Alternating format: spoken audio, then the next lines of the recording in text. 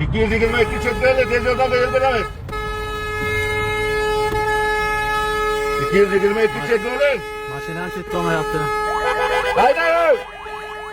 222 çeklerle kasalıqır. Ushbu video ham ijtimoiy tarmoqlarda keng muhokamalarga sabab bo'ldi. Shu videoga ham munosabat berib ketmoqchimiz.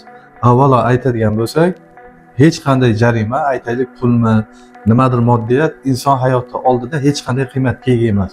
Xudo ko'rsatmasin, o'sha tez tibbiy yordam mashinasining ichida sizni o'zingiz yoki sizning yaqiningiz ham bo'lishi mumkin edi va uni hayotini asrab qolish uchun siz har qanday miqdordagi jarimani to'lashga rozi bo'lardingiz.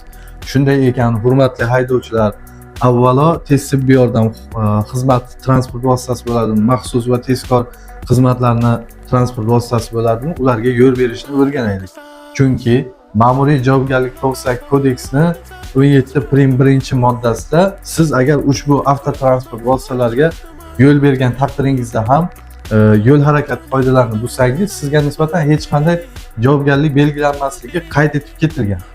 Ma'muriy javobgarlik to'g'risidagi kodeksning 17.1-moddasiga muvofiq maxsus va tezkor xizmatlarni ko'k yoki qizil yoxud ko'k va qizil mayoqchasini yoqqan holda maxsus signallarni berib kelayotgan avtotransport vositalariga sizni yo'l berishingiz kerakligi belgilangan.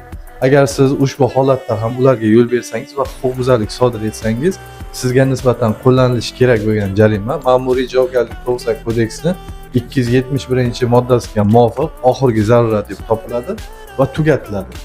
Ayrim hollarda jarima kelishi mumkin, menga nisbatan bu tugatilmadi degan holatda ham ushbu jarimani my.gov.uz sayti orqali ushbu jarimaga nisbatan shikoyat bildirish orqali bekor qilsa bo'ladi.